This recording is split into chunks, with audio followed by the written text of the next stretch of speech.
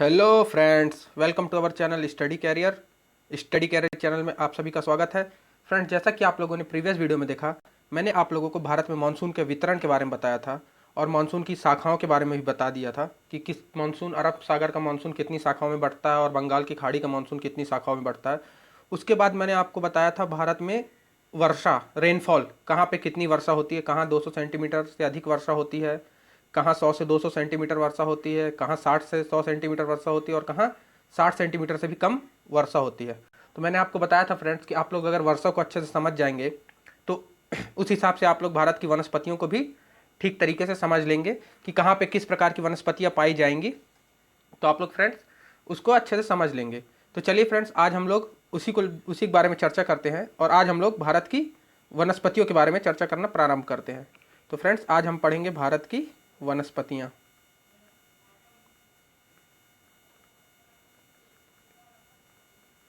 आज अपन पढ़ेंगे भारत की वनस्पतियां। फ्रेंड्स, तो सबसे पहली बात करते हैं, ये वनस्पति होती क्या है। ओके फ्रेंड्स, तो वनस्पति क्या किसे कहते हैं फ्रेंड्स। तो what is the definition of vegetation. तो वनस्पति की डेफिनेशन क्या है फ्रेंड्स। तो देखिए, वनस्पति अपन किसे कहेंगे, जो भी ऐसे क्षेत्र में, किसी एक विशेष क्षेत्र में प्राकृतिक रूप से जो भी, क्या चीज़ फ्रेंड्स, प्राकृतिक रूप से जो भी पेड़ पौधे उगेंगे, मानव हस्तक्षेप नहीं होगा उसमें, वो प्राकृतिक रूप से उगेंगे, उसे अपन क्या कहते हैं, वनस्पति कहते हैं। जो प्राकृतिक रूप से पेड़ पौधे उगेंगे उसके समूह को अपन क्या कहते हैं, वनस्पति। नेचुरल ग्रोन, जो पेड़ पौधे होंगे नेचुरली ग्रो होंगे, ह्यूमन का उस पर कोई इंटरफेयर नहीं होगा, कोई इंटरफेरेंस नहीं होगा, नेचुरली ग्रोन होंगे वो पेड़ पौधे, तो अपन उसे कहते हैं वनस्पति। क्या कहते हैं फ्रेंड्स, वनस्पति। ओके फ्रेंड, तो अगर प्राकृतिक रूप से जंगल में ग्रो हो रहे हैं तो प्राकृतिक वनस्पति हो जाएगी। ओके फ्रेंड्स, तो अपन इस तरीके से वनस्पति को देख लेते हैं। तो वनस्पति क्या होती है, प्राकृतिक रूप से ग्रो होती है, कहाँ, एक विशेष क्षेत्र में, एक विशेष क्षेत्र में प्राकृतिक रूप से।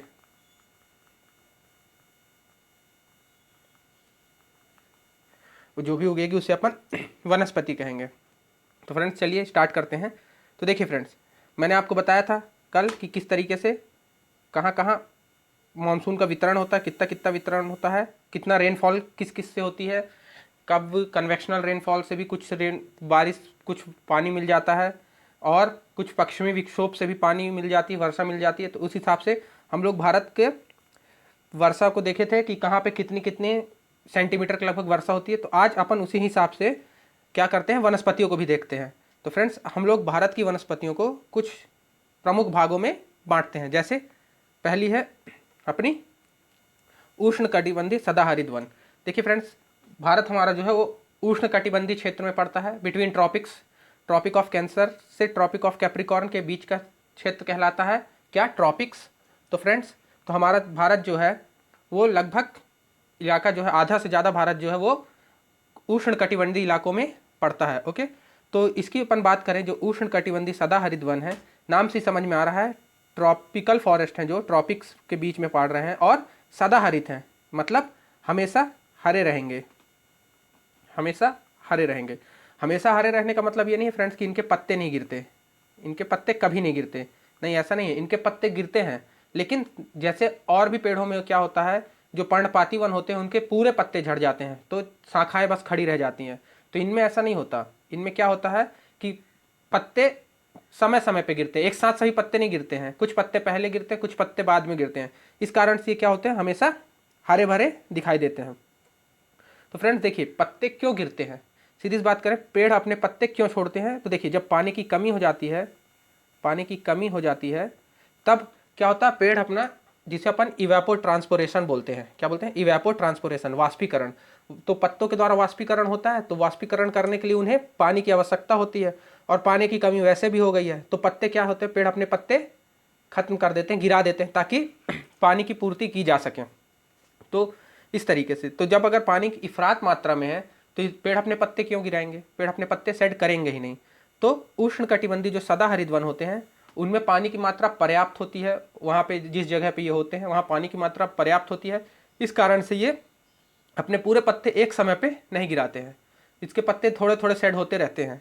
ओके फ्रेंड्स, वर्ष भर सेड होते हैं इसके पत्ते, वर्ष भर गिरते हैं इसके पत्ते, पर थोड़े थोड़े गिरते हैं। तो चलिए इसके बारे में अपन बात कर लेते हैं, इसके एग्जाम्पल देख लेते हैं, कहाँ पे मिलते हैं ये देख लेते हैं। तो फ्रेंड देखिए, अपन बात कर लेते हैं उष्ण कटिबंधीय सदाहरित वन की, मतलब जिसे अपन सदाबहार वन भी बोलते हैं। देखिए वर्षा कितनी चाहिए उसके लिए, 200 सेंटीमीटर से अधिक वर्षा, 200 सेंटीमीटर से अधिक वर्षा के क्षेत्रों में ये मिलते हैं। याद रखिएगा फ्रेंड्स, 200 सेंटीमीटर से अधिक वर्षा, मैंने आपको बताया था 200 सेंटीमीटर से अधिक वर्षा। अब आप देखिए कहाँ कहाँ पे हैं 200 सेंटीमीटर से अधिक वर्षा होगी।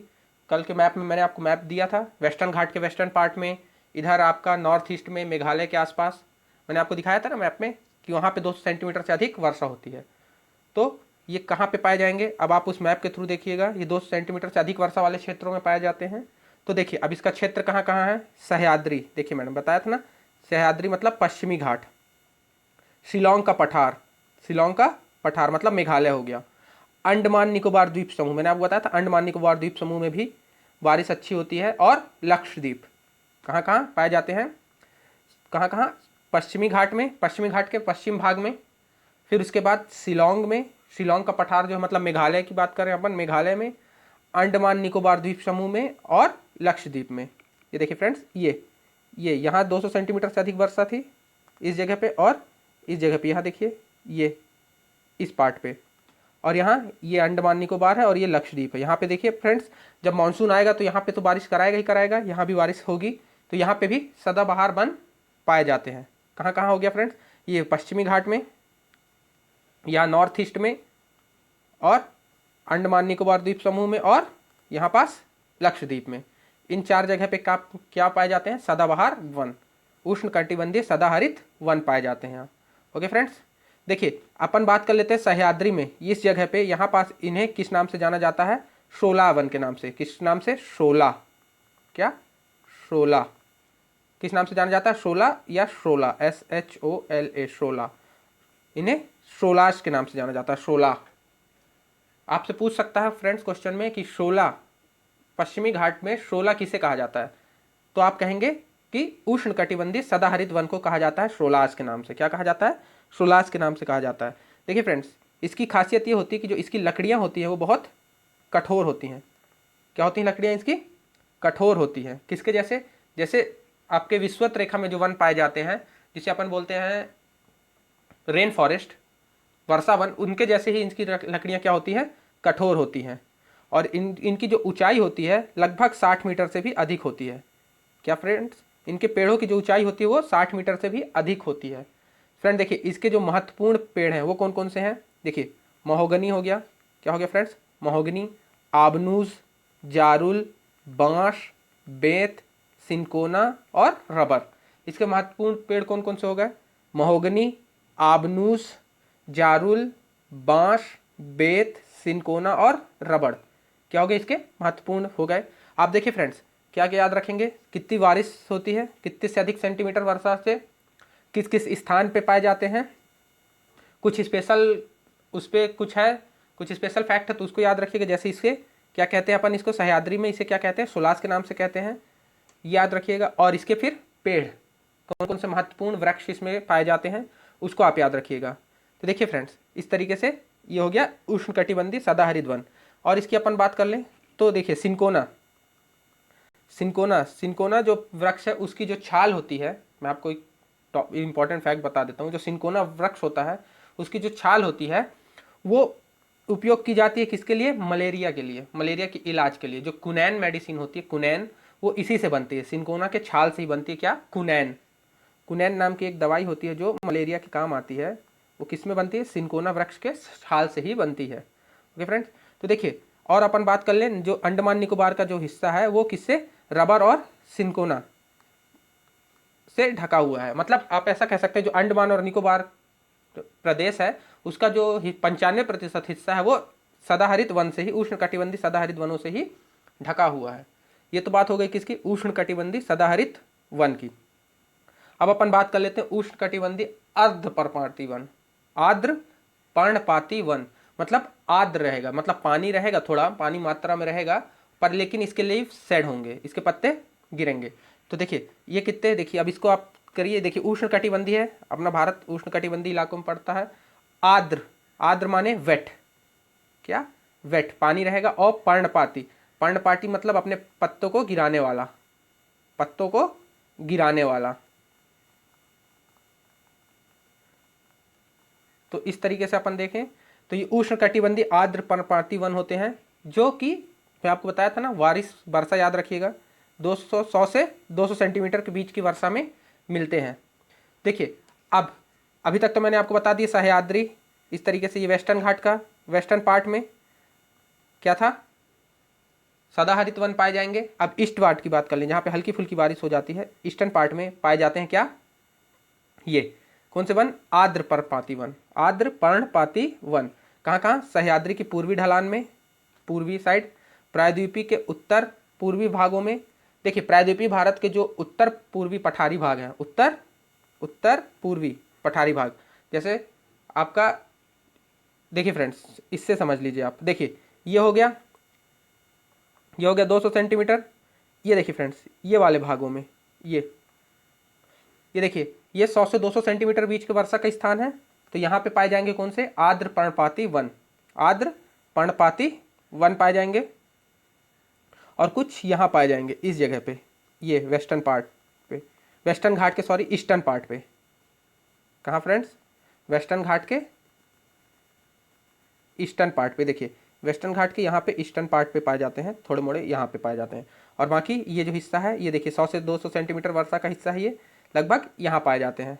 ओके फ्रेंड्स, तो ये हो गया आर्द्र पर्णपाती वन की बात करें तो। और देखिए कहाँ पे, शिवालिक श्रेणी के सहारे भी, भावर व तराई प्रदेश में। आप मैप में देखिए फ्रेंड्स, आपको ईजिली समझ में आएगी। ये देखिए शिवालिक श्रेणी के सहारे भावर व तराई क्षेत्र में, ये देखिए यहाँ पे भी पाए जाते हैं ये वन। कौन से, आर्द्र पर्णपाती वन। इसमें बारिश की मात्रा थोड़ी ठीक रहती है, पानी की मात्रा थोड़ी ठीक रहती है, लेकिन ये अपने लीव्स शेड करते हैं। ओके फ्रेंड्स, क्योंकि क्या होता है कि जब गर्मी का समय आ जाता है तो पानी की मात्रा कमी हो जाती है, तभी अपने लीव्स शेड कर देते हैं।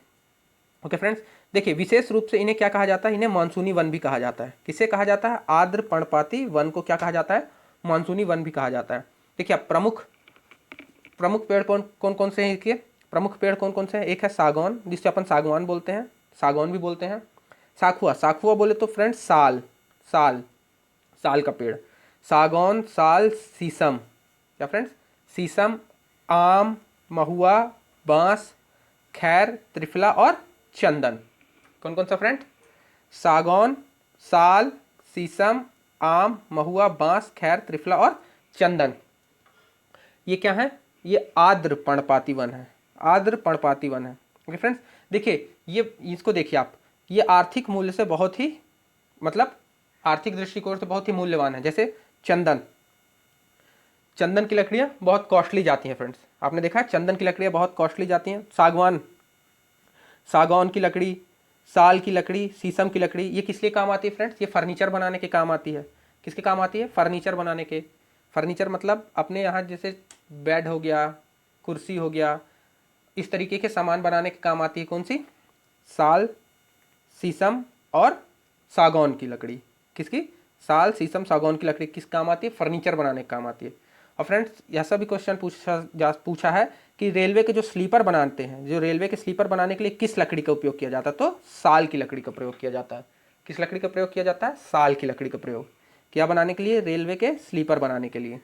ओके फ्रेंड्स, ये हो गए उष्णकटिबंधीय आर्द्र पर्णपाती वन। देखिए फ्रेंड्स, ये आर्द्र थे। अब शुष्क की बात कर लेते हैं, शुष्क पर्णपाती वन। देखिए शुष्क पर्णपाती वन जहाँ 70 से 100 सेंटीमीटर के समथिंग वर्षा होगी। अपन बात कर लेते हैं 70 से 100 सेंटीमीटर। देखिए अपन किसी भी चीज़ में आते हैं, अपन शिफ्ट करते हैं किसी भी चीज़ से, तो एकदम से तो नहीं जोन चेंज हो जाता है। जैसे एकदम यहाँ गीला गीला था, यहाँ वेट था, उसके जस्ट बगल में आया तो एकदम सूखा हो गया, एकदम ड्राई नहीं, थोड़ा सा मॉइस्ट रहता है। जैसे आप तालाब से दूर आएंगे तो आपको तालाब में तो एकदम गीला रहेगा, थोड़ा दूर आएंगे तो मॉइस्ट रहेगा, फिर उसके बाद ड्राई आएगा। तो इस तरीके से ही होता है। तो जब ये एकदम सदाहरित वन थे, उसके बाद हल्के हल्के आर्द्र पर्णपाती वन, फिर उसके बाद अपन देखेंगे तो शुष्क पर्णपाती वन, शुष्क पर्णपाती वन की तरफ आएंगे। फिर अपन उसके बाद देखेंगे तो ड्राई वन, जिसको अपन बोलते हैं डेजर्ट फॉरेस्ट। तो अपन बात कर लेते हैं अब शुष्क पर्णपाती वन की। तो देखिए शुष्क पर्णपाती वन 70 से 100 सेंटीमीटर की वर्षा में क्षेत्र पे मिलते हैं। ओके फ्रेंड्स, देखिए ज़्यादा बारिश नहीं, ज़्यादा पानी नहीं, तो पेड़ उतनी ज़्यादा हाइट नहीं लेंगे, तो यहाँ ऊंचे पेड़ नहीं मिलेंगे उतना, है ना फ्रेंड्स। देखिए फिर क्या होता है, ये जो इसका जो ट्रांजिशनल जोन होता है। फिर इधर क्या मिलने लगेगा आपको, झाड़ियाँ मिलने लगेंगी, कटीली झाड़ियाँ। और इधर इधर क्या मिलेगा, इधर आर्द्र पर्णपाती वन, जैसे सागौन, साल, शीशम, उसके बीच का ये ट्रांजिशन जोन है। क्या है फ्रेंड्स, ट्रांजिशन जोन है कौन सा, उष्णकटिबंधीय शुष्क पर्णपाती वन। ओके फ्रेंड्स, तो देखिए यहाँ फिर क्या मिलने लगता है, इसके बाद से कटीली झाड़ियाँ मिलने लगेंगी, आगे चल के कटीली झाड़ियाँ मिलने लगती हैं। और देखिए यहाँ पे क्या है, ज़्यादा बारिश नहीं है, ज़्यादा पानी नहीं है, तो यहाँ पे घास फूस होंगी छोटी छोटी। तो घास फूस मतलब चराई। तो यहाँ की जो समस्या है वो अति चराई है। क्या है समस्या, अति चराई, मतलब यहाँ अत्यधिक चराई होती है, जिसे अपन ग्रेजिंग बोलते हैं। अत्यधिक चराई की यहाँ की मुख्य समस्या है।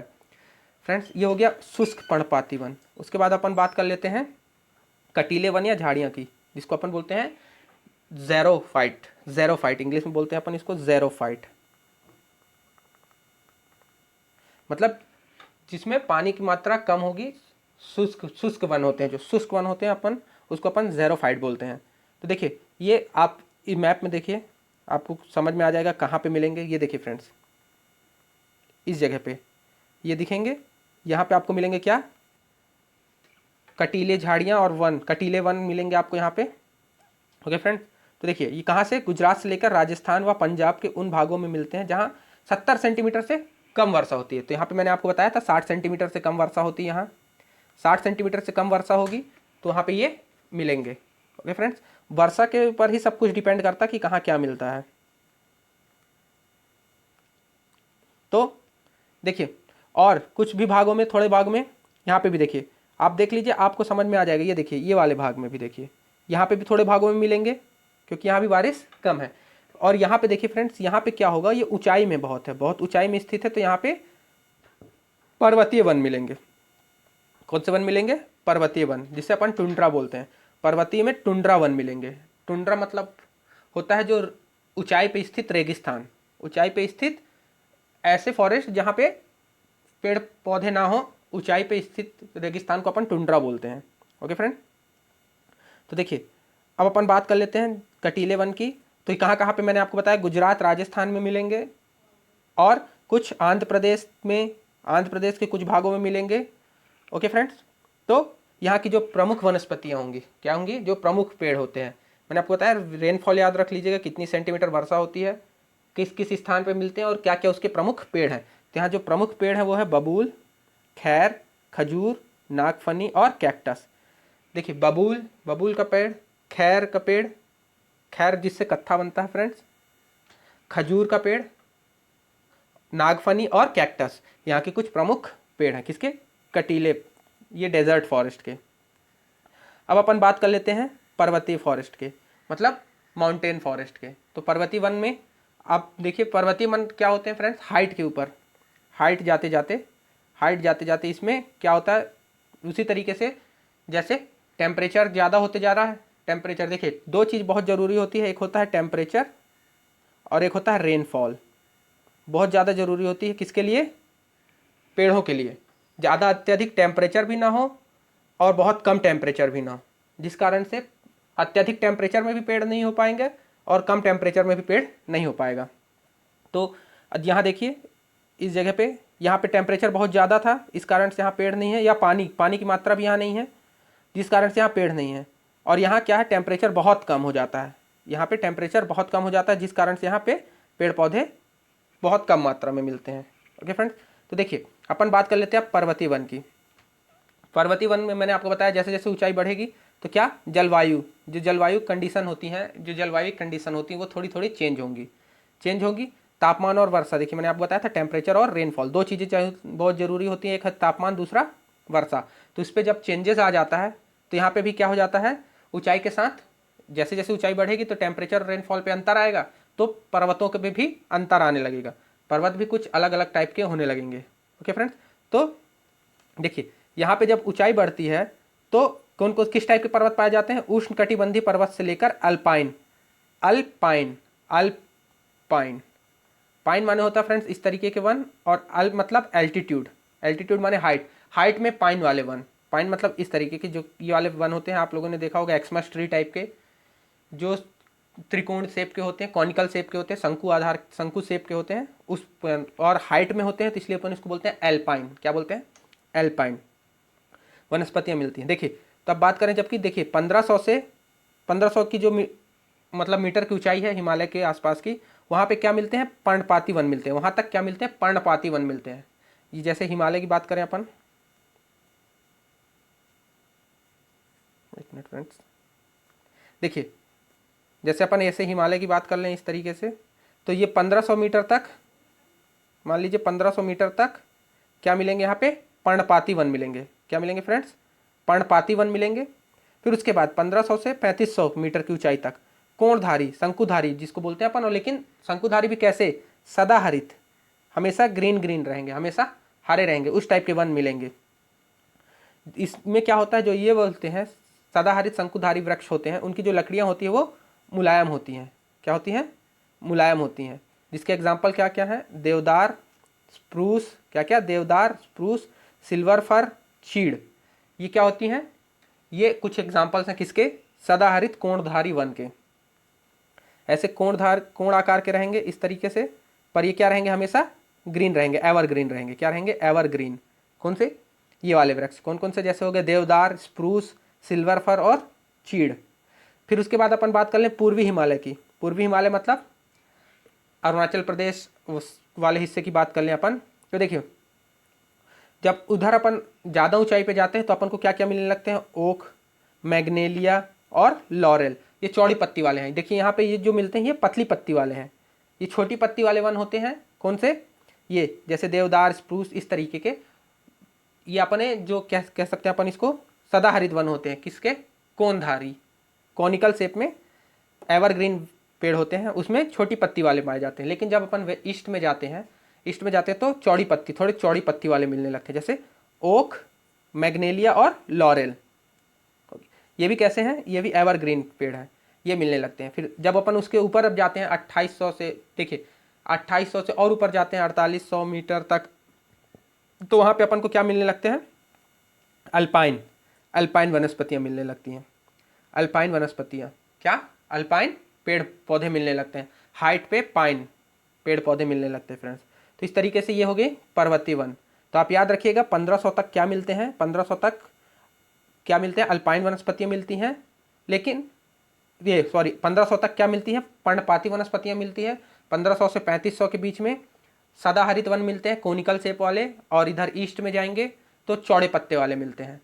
उसके बाद फिर 3500 से मान लीजिए 4800 तक, फिर उसके ऊपर जाएंगे 3500 से 4800 तक क्या मिलते हैं, अल्पाइन मिलते हैं, अल्पाइन। फिर उसके ऊपर जाएंगे तो क्या हो जाता है, टुंड्रा, फिर पेड़ पौधे नहीं मिलेंगे, बुशेस मिलेंगी, झाड़ियाँ मिलेंगी। क्या मिलेंगी, झाड़ियाँ, बुशेस। तो इस तरीके से ये पर्वतीय वन हो गए। अब लास्ट बात कर लेते हैं ज्वारीय वन की, जिसे अपन अनूप वन या वेलांचली वन भी बोलते हैं।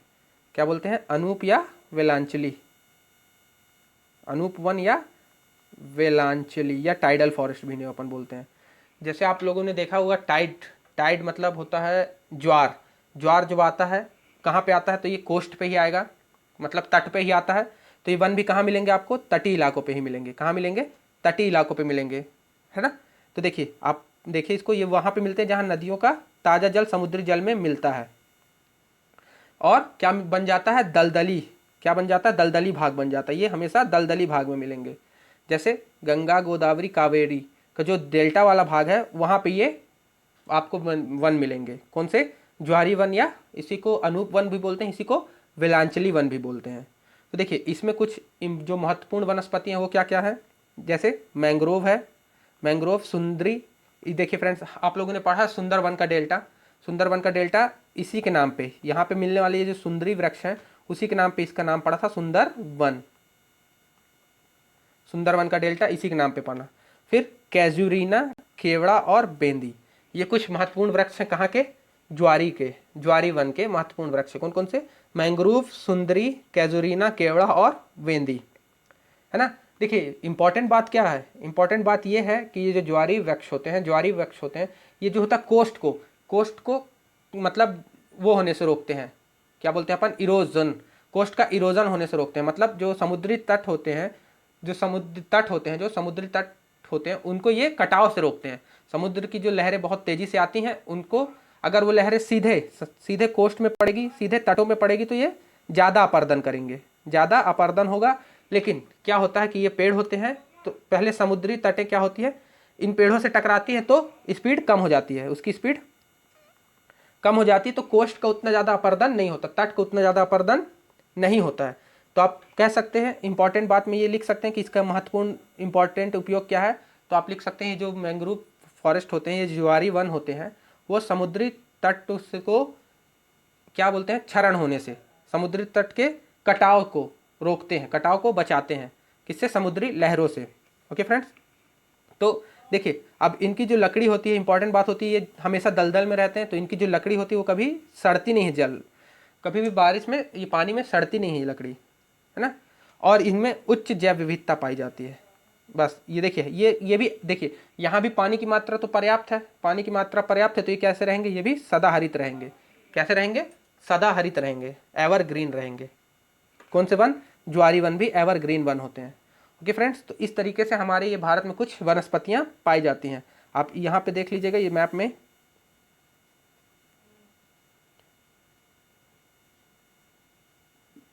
ये देखिए फ्रेंड्स, मैप में ये लगे हुए हैं।